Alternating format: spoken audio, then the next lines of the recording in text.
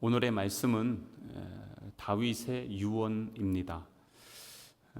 사람들이 죽기 전에 주변에 있는 가족들에게 그리고 또한 자녀들에게 유언을 계속하죠. 오늘 이 다윗의 유언을 우리가 함께 보면서 여러 가지로 한번 묵상해 볼 필요가 또 이유가 있을 것 같아요. 우리 자녀들에게 나는 무슨 말을 남겨줄 수 있을 것인가, 그리고 어떤 것을 남겨주어야 되는가라는 것입니다. 여러분, 유명한 사람들 유언 혹시 기억나는 거 있으세요? 소크라테스 마지막 죽을 때 어떻게 하죠? 악법도 법이다 하면서 마지막에 사약을 마시고 죽죠. 요즘 역사학자들이 이거는 거짓말이다, 아니었다, 다른 말도 하긴 하는데, 이순신 장군 마지막 죽을 때 뭐라고 했습니까? 이건 또 말 잘하시네. 내 죽음을 적에게 알리지 말라 그러잖아요. 아브라함 링컨 있잖아요. 링컨 어떻게 했을 것 같아요?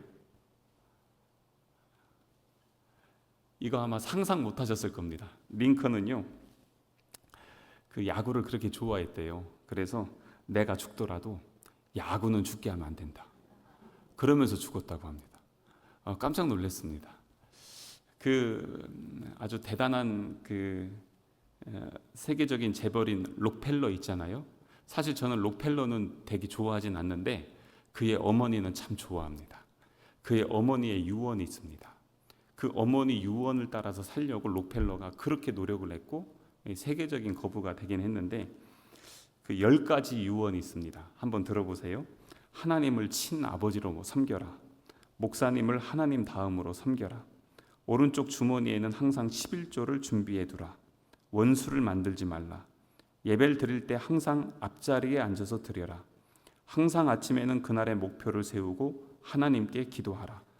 잠자리에 들기 전에 반드시 하루를 반성하고 기도를 드려라. 남을 도울 수 있으면 힘껏 도우라. 주일날 예배는 꼭 본 교회에서 드려라. 아침에는 제일 먼저 말씀을 읽어라. 이렇게 유언을 남겨주었고요. 이 록펠러가 다 지킨 것 같진 않지만 그래도 지키기 위해서 최선을 다했고 그것이 그에게 복이 되었던 걸 볼 수 있습니다. 오늘 우리가 읽은 본문의 말씀에 다윗이 솔로몬에게 준 유언을 보면 어쩌면 모세가 여호와에게 주었던 유언과 아주 비슷한 것을 볼 수가 있습니다.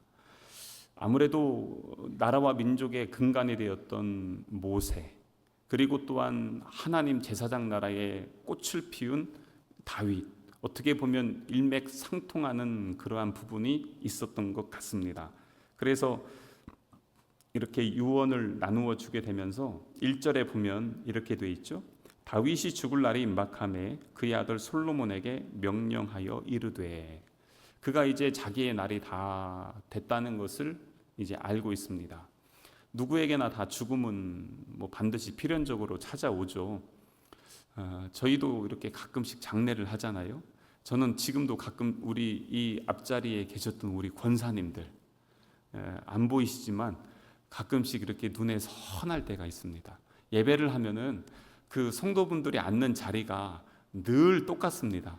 여러분들 수요일에는 이렇게 앉으시죠. 주일날엔 또 다른 데 가서 앉으시잖아요. 그 각자의 자리가 있어요. 그 자리를 보면서 이렇게 느낌대로 여기 계셨던 분들 이렇게 하는데, 우리 권사님들은 늘 이쪽에 앉으셨어요. 이쪽에 앉으셔서 예배하고 했는데 선합니다. 근데 지금 이렇게 보면 이렇게 안 보이시죠? 희년을 준비하면서 제가 아쉬웠던 것 중에 하나가, 우리 50년 동안 함께 하신 분들 영상을 찍었잖아요. 이종환 장로님이나 문기배 권사님, 원로 목사님이나 이렇게 영상을 찍으면서 이것도 좋은 아이디어겠다 했던 게, 우리 여기 계신 분들 나중에 그동안의 신앙의 삶의 모든 질문지를 좀 만들어 가지고 그것을 영상으로 한번 쫙 찍어서 교회 기록으로도 남겨두지만 여러분들 장례식 할 때 그것들을 좀 편집을 해서 장례식장에서 한번 보여주고, 그리고 성도들에게 마지막 다음 날 장례한 그 다음 주일날 우리 성도들에게 마지막 남겨줄 유언이 있다면 그것을 한번 요 앞에서 인사하는 겸해서 건강할 때 한번 그것을 보여드리면 어떨까 하는 그러한 생각이 들더라고요. 그러니까 성도들에게 줄 유언, 가족들에게 줄 유언을 교회에서 좀 미리 찍어서 나누어 주는 것도 괜찮겠다. 그러면서 제일 많이 생각났던 분이 이춘원 권사님이셨어요. 이춘원 권사님 신방을 가면 이분이 머리가 엄청 똑똑하신 분이셨어요. 배우진 못했지만 얼마나 똑똑하신지 우리 교회 역사를 연도별로 정리를 하십니다. 그 80이 넘은 연세에도 성도들 전화번호, 옛날 전화번호를 다 기억하고 계십니다. 그래서 몇 년도에 뭐 했고 어디 집에 뭐 했고 어디에서 뭐 했는지 이 역사들이 쫙 정리가 돼서 갈 때마다 제가 한 3번인가 들은 것 같아요. 그런데 그러다가 보내드리고 나서 요즘 너무 이렇게 안타까운 게 제가 들었다고 해서 다 기억하는 건 아니잖아요. 그분의 육성으로 한번 그걸 다 한번 녹음을 하고 녹화를 해놨다면 나중에 우리 교회 역사를 정리하는데 너무 좋지 않았을까. 이게 목회자가 생각하는 교회의 역사가 있고요, 성도들이 바라보는 교회의 역사들이 있잖아요. 그게 또 조금 다르더라고요. 그래서 아깝다. 우리 이춘원 권사님 가시기 전에 그것들 좀 한번 정리했으면 좋았을 걸 하는 그러한 아쉬움이 좀 있었습니다. 근데 이렇게 다윗이 유언을 하는데 그게 유언이 성경 말씀에 기록이 돼 있으니까 우리가 보기 얼마나 좋아요. 그래서 여러분들도 한번 그런 것들 한번 써보시면 어떨까, 뭐 그런 생각도 들긴 하더라고요. 제가 뭐 예전에 한번 말씀드렸지만 제가 2번 써봤거든요. 군대에서 훈련 나갈 때 이제 조금 잘못되면 정말 갈 수 있고 또 심각한 그 상황들이 있을 때 그때 이렇게 2번 썼는데 그때랑 지금이랑 쓰라고 하면 내용이 완전히 달라지겠죠. 그래서 한번 가끔씩 인생을 되돌아보면서 그런 것들을 정리하고 기록하면 어떨까. 근데 많은 사람들은 죽음을 참 두려워합니다. 왜냐하면 죽음 이후에 무엇이 있을지 알지 못하기 때문에 그렇습니다. 어디로 갈지 그리고 어떻게 될지, 그러기 때문에 마지막 임종의 순간에 고통스러워하고 불안해하고 그러면서 눈물을 흘리며 가는 사람들이 있습니다. 근데 믿는 사람들의 죽음은 다르죠. 믿는 사람들은 소망의 확신이 있습니다. 믿음이 있습니다. 우리 주님께서 이제는 우리를 예비한 초소, 그 자리에 내가 들어갈 수 있다는 그러한 믿음의 확신, 그러기 때문에 평안해요. 그리고 감사해요. 그래서 우리 여기도 계시지만 우리 권사님 한 분 그 임종하실 때 가서 제가 기도했어요. 기도하고 났는데 돌아가셨다가 잠깐 가셨다가 딱 이렇게 하더니 아멘 하시는 거예요. 그렇죠, 권사님? 그렇게 하면서 아멘 하시더니 그러고선 자연스럽게 평안하게 가시는 거예요. 야, 하나님을 믿는 하나님의 자녀의 마지막 모습이 이러면 얼마나 좋을까. 마지막 입술의 고백이 아멘이었어요. 그러면서 그렇게 평안하게 가시는데 그 모습을 보는데요, 장례를 하면서도 그러면 얼마나 위로가 됐는지 아십니까? 그 마지막 모습을 보면서 장례를 해서 예배할 때마다 기쁨이 있고 소망이 있어요. 다시 만날 수 있다는 그 소망이 있잖아요. 그런데 그러지 못하고 정말 장례를 가면서도 이 설교를 어떻게 해야 되나, 무슨 설교를 해야 되나, 심지어는 제가 너무 고민하다가 진짜 화장장 앞에서 횡설수설한 적이 있습니다. 근데 옆에서 제 그런 모습을 충분히 이해하시고 연세 많으신 전도사님이 그냥 저는 막 무슨 소리 하는지도 모르는데 그분도 그냥 혼자 아멘 아멘 하면서 그러다 둘이 그렇게 장례하고 울면서 나온 적이 있어요. 도대체 무슨 말을 해야 될지를 모르겠어요. 마지막 순간에 그렇더라고요. 근데 다윗이 지금 이렇게 마지막 유언을 남겨주는 걸 보면 그에게는 참 믿음의 확신이 있음을 우리가 볼 수 있습니다. 그의 삶이 어땠습니까? 이 세 아들로 태어나서 기름 부음을 받고 골리앗을 쓰러뜨리고 도망자의 삶을 살았지만 그때의 그 시간 동안에 그가 기록했던 수많은 시편들을 보면서 그의 고통 중에 부르짖음, 아픔 중에 상처 중에 하나님을 바라보았던 그 신앙의 고백들, 그것들을 우리는 구구절절히 함께 볼 수 있었습니다. 그러면서 그는 늘 하나님을 의지하고 신뢰함으로 믿음으로 살아왔죠.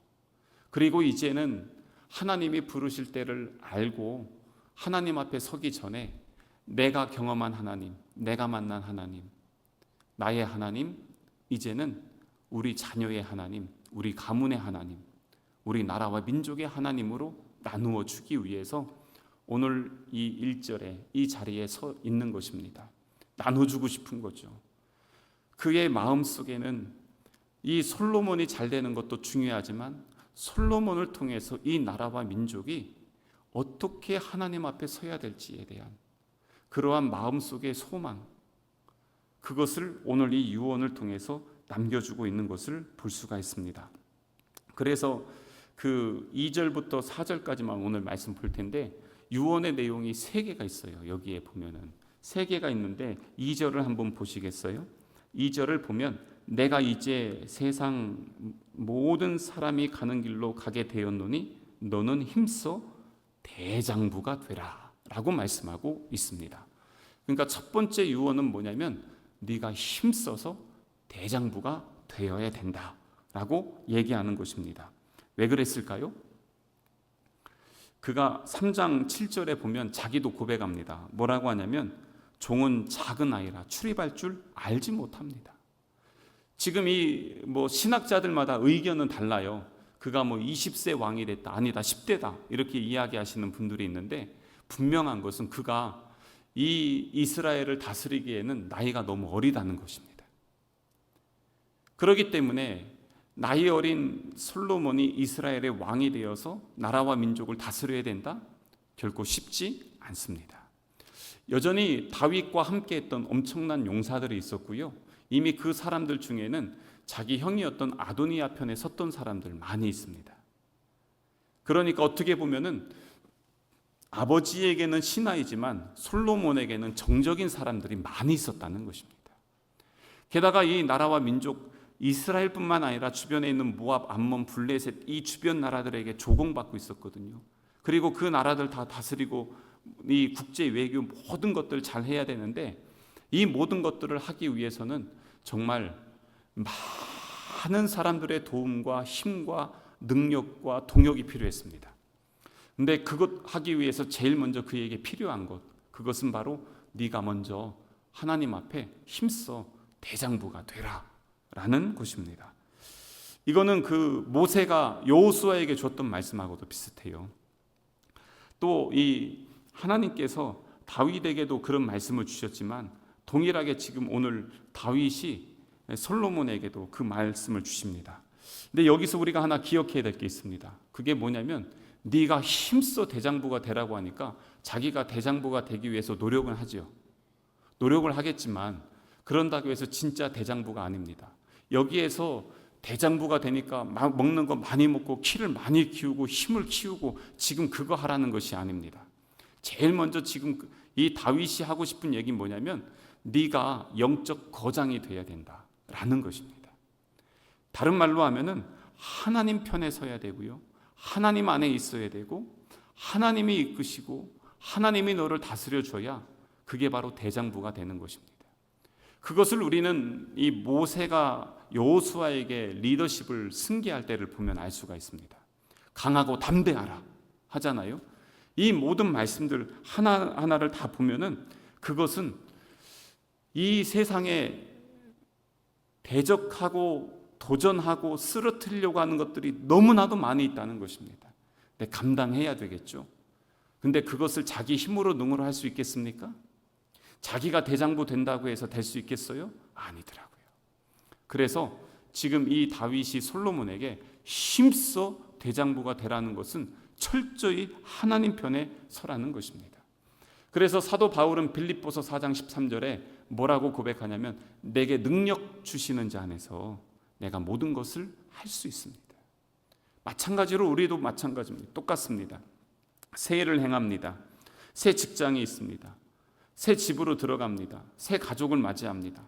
새로운 일들이 일어날 때 우리에게는요 막연한 두려움들이 있습니다. 어떻게 해야 되지? 무엇을 해야 되지? 그리고 그 상황에서 많은 결단과 고민들이 우리 앞에 선택지로 놓여 있을 때 우리가 무엇을 하느냐는 것입니다. 근데 그때에 지금 이 다윗이 솔로몬에게 주는 것은 먼저 네 자신이 대장부가 되라 라고 그렇게 말씀해 주는 것입니다. 우리도 영적 거장이 좀 됐으면 좋겠어요. 좀 강하고 담대했으면 좋겠습니다.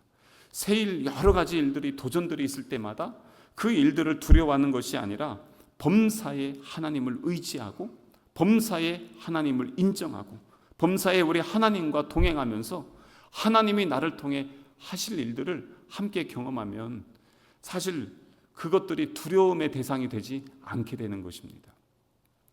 요즘 제가 계속해서 왜 하나님께서 이렇게 일하시지? 왜 이렇게 인도하시지? 이런 고민을 가지고 하나님 앞에 여쭤보고 있습니다. 왜냐하면 블레싱 서산 있잖아요. 올 연초만 해도 이게 아무 계획 자체가 없었습니다. 보통 이런 일들을 하면 미리 1년 전에 다 준비하고 계획하고 그 다음에 실행하거든요, 단체들은. 근데 이건 계획이 없었습니다. 근데 어느 날 쑥 들어오는 거예요. 제가 원래 성시와 이 운동본부의 사무차장이거든요. 그러면 이제 그러니까 부총무쯤 되는 거예요. 그러니까 높은 직책도 아니고 별것도 아닌데, 근데 갑자기 이 일들이 뚝 떨어져 가지고 일들이 많아졌어요. 근데 이걸 하면서 보니까 왜 하나님께서 서산 지역에 이 일들을 하게 하셨을까? 근데 이걸 하려면 지금 제가 매일 하는 일이 뭐냐면 서산의 지도를 펴놓고, 지금도 예배 올라오기 직전까지 서산 지도 펴놓고 빈 동네가 어딘가, 제가 거기 지도를 펴놓고 검색하는 게 교회라고 검색을 해요. 교회 검색하면은 그 지도 안에 등록된 교회들이 다 뜹니다. 그러고선 이 교회가 여기하고 여기하고 그러면서 여기저기 다 지금 그거 보고 있어요. 예전엔 제가 그러지 않았죠. 그럴 일이 없었죠. 그런데 지금 그러면서 여기에는 전도 물티슈가 몇 개 가야 되고 여긴 전도지가 몇 개 가야 되고, 요즘 그거 보면서 거기 교회 목사님들 전화해서 목사님 여기 같이 해주세요, 동역해 주세요 이러면서 지금 그렇게 하고 있어요. 그런데 막연하게 처음 시작할 때 그림이 하나도 보이지 않습니다. 어떻게 해야 되지? 그런데 하나하나 하다 보니까 지금 서산 지역에 모든 사거리가 꽉 찼습니다. 지역들이 거의 다 찼습니다. 아주 몇 군데만 빼놓고는 다 찼어요.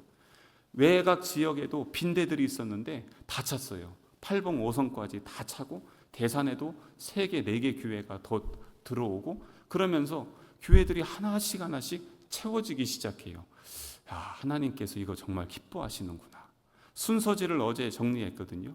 순서지하고 뒤에 하는데, 우리 기독교 단체들이 하는 순서지에는 다 뭐가 들어가냐면 어느 교회, 어느 목사님, 교회 사진 막 이런 것들, 100만 원 후원하고 요번에 1000만 원도 후원해서 1000만 원, 500만 원씩 후원한 교회들이 있는데, 그렇게 하면은 전면 광고 뭐 이런 식으로 해서 광고 다 냈거든요. 근데 이번에 어떻게 했냐면, 우리 전도지에도 교회 이름 들어가지 않는데 순서지에 그 순서 담당자들만 넣고 나머지 모든 교회는 다 넣지 맙시다. 거점 교회 이름하고 지역만 넣지 나머지는 다 넣지 맙시다. 순서지가요 아주 깔끔합니다. 근데 그렇게 하면서 우리의 마음, 같이 마음 모아서 가는 게 뭐냐면, 이번에는 예수만 증거하자, 예수만 드러내자, 사람 이름 나타내지 말자, 교회 이름 드러내지 말자. 그러면서 지금 계속 그렇게 가고 있어요. 그러면서 세일을 행하는데 이 막연한 두려움들이 시간이 지나면서 감사로, 믿음의 고백으로 계속 올려지는 겁니다. 동역하는 교회가 오늘만 해도 몇 개가 더 들어왔어요. 매일매일 들어와요. 하나님이 이렇게 일하시는구나, 하나님 역사하시는구나, 너무 감사한 것이죠. 그러면서 하나님께서 이 일을 하게 하셨구나, 기뻐하시는구나 라는 것입니다. 어제 또 갑자기 전화가 왔어요. 저기 운산에 있는 그 문둥병 마을 있잖아요. 옛날에 저쪽 동네, 거기에 목회하시는 목사님이 장애가 있어요. 그래서 쩔뚝쩔뚝거려요. 근데 갑자기 전화가 오셔서, 김 목사 연세가 많으세요. 60대인데 우리 교회가 적금을 들었는데 조만간 적금을 타. 예, 그게 800만 원이야. 아우 잘하셨네요. 그랬더니 그거 얼마나 더 보태면 필리핀에 교회 하나 건축할 수 있어? 그러시는 거예요. 예? 왜요? 우리가 선교하려고 적금 들었어. 근데 교회가 작으니까 교회가 그거 하려고 교회에서 적금을 든 거예요. 그렇게 해서 이제 조만간 타니까 어떻게 해야 되냐고 전화를 하신 거예요. 근데 아예 찍었어요. 필리핀에 건축을 하려고 하는데 어떻게 해야 돼? 그러시는 거예요. 그래서 여차여차 이제 설명을 해드렸어요. 그러면서 그래요. 아까 광고 말씀드렸지만 1월에 갈 계획이 전혀 없었어요. 선교센터 하는 것도 계획이 전혀 없었어요. 선교센터는 생각도 하지 않고요. 그냥 이제 우리 성도들이 이제 때가 되면 헌신하면 가고 그렇게 하면서 하나님 앞에 드리려고 했는데 예상치 못한 일들이 계속 여기저기에서 일어나고 있어요. 아니 하나님 왜 이 일들을 이렇게 이루어 가십니까? 왜 이렇게 하십니까? 제가 주도했다고 생각하시는 분 혹시 계실지 모르겠지만 거의 강제적으로 끌려가고 있습니다.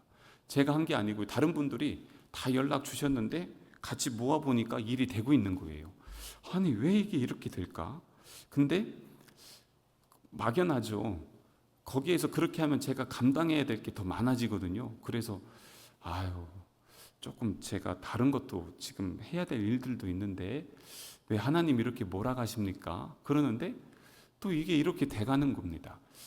이게 내가 하고 싶어서 하는 것도 아니고 하기 싫어서 하는 것도 아니고 하나님이 하시면 하시는 거구나. 하나님이 이끌어 가시는구나. 이번에 블레싱 서산을 하면서 또 이 선교 지경이 자꾸 확장되어지는 것들을 보면서 그래서 많은 기도와 그리고 그 고백들을 하게 하십니다. 그래서 오늘 다윗이 유언을 이렇게 하는데 그것들을 보면서 이게 뭐라고 할까요? 저에게 주시는 하나님의 말씀 같은 거 있잖아요. 너 대장부가 돼야 돼. 담대해야 돼. 그런 그 도전을 하시는 것 같았어요. 두 번째 유언이 3절에 나와 있습니다. 3절에 보면 뭐라고 되어 있냐면 내 하나님 여호와의 명령을 지키래요. 그 길로 행하여 그 법률과 계명과 율례와 증거 이거 네 개 다 묶으면 뭐가 되냐면 하나님 말씀이에요. 하나님의 말씀. 그래서 증거를 모세 율법에 기록된 대로 지키라.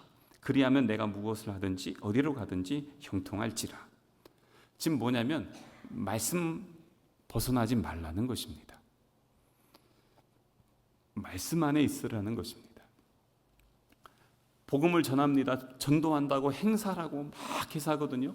저는 이 일들을 사실 예전부터 우리 교단 행사들을 이런 일들을 해왔기 때문에 여기 와서는 안 했지만 이런 것들은 저에겐 어려운 일은 아닙니다. 그런데 이것들을 하면서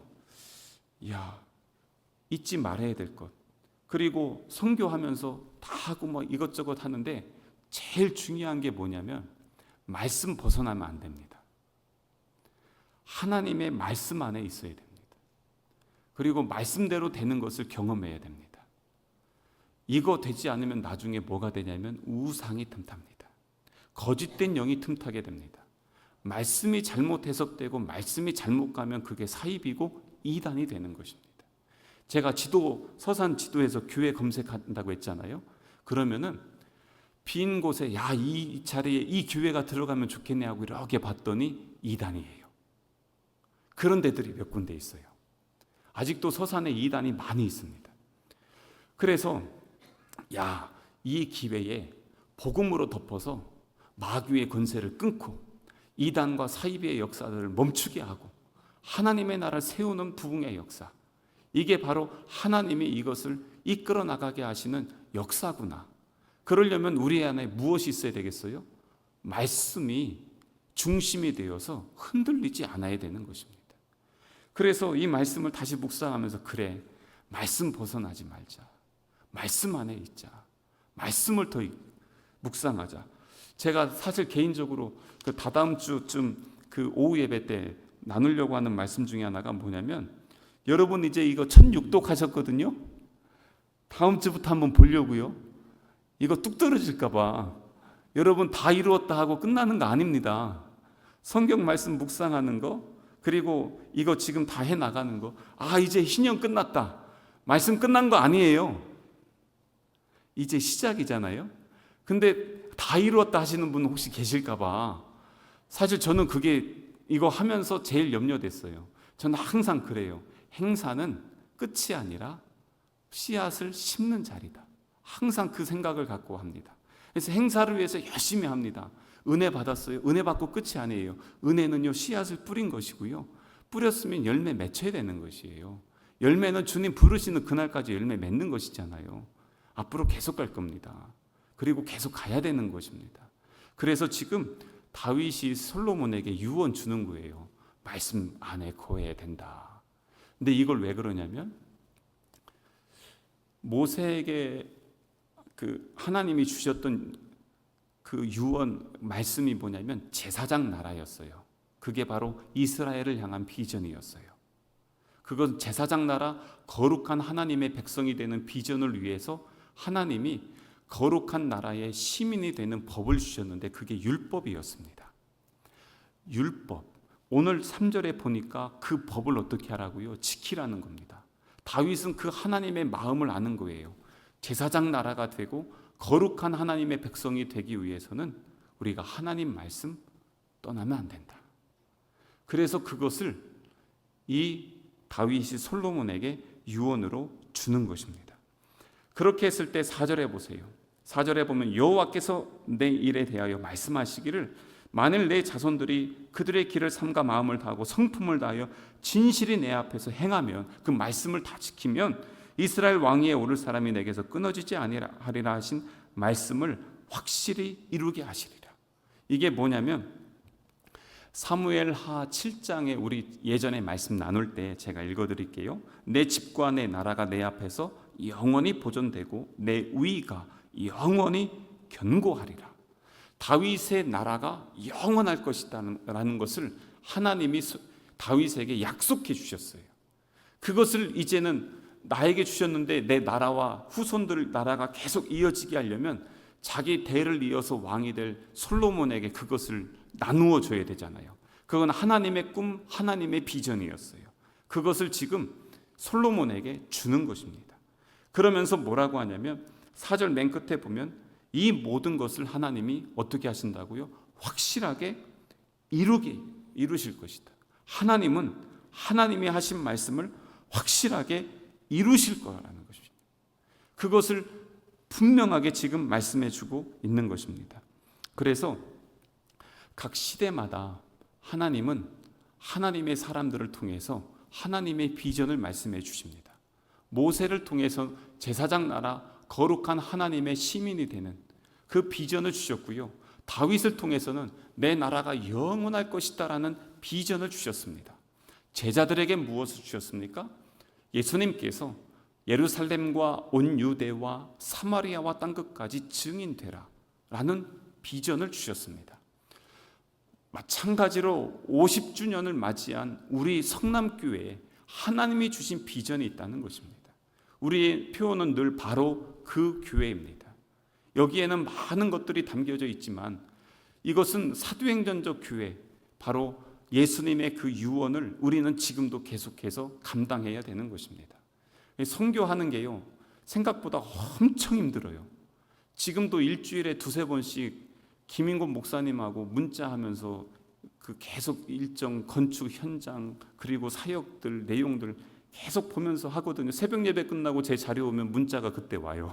그러면서 그때부터 하는데, 쉽지는 않지만 하나님이 주신 비전이라면 우리 다음 세대를 위해서 내년에도 만약에 마음을 모아서 어린이 연합 여름 성경학교를 하자고 한다면, 그게 우리에게 주신 하나님의 비전이라면, 50주년 때 주셨던 그 비전들이 100주년에도 계속해서 우리에게 주실 비전이라면 우리가 계속 해야 되는 것 아니겠어요? 우리 각 가정에 주신 하나님의 비전이 있을 것 아니겠습니까? 한번 정리를 해보시죠. 여러분 개인에게 주신 하나님의 말씀들이 여러분 후대에게 계속해서 함께 흘러갈 수 있다면 그게 바로 믿음의 가정, 하나님의 가문이 되는 것 아니겠습니까? 우리 교회 50주년에 주신 하나님의 비전을 계속 담아서 계속해서 그것을 함께 이루어 나간다면 주님 다시 오시는 그날까지 우리가 주님 앞에 섰을 때 잘했다, 착하고 충성된 종아 칭찬받지 않겠습니까? 다윗이 솔로몬에게 주었던 이 유언을 보면서 우리에게 주신 하나님의 비전이 계속해서 우리 자손들 후대까지 이루어질 거룩한 소망을 좀 오늘 품고 함께 기도했으면 좋겠습니다.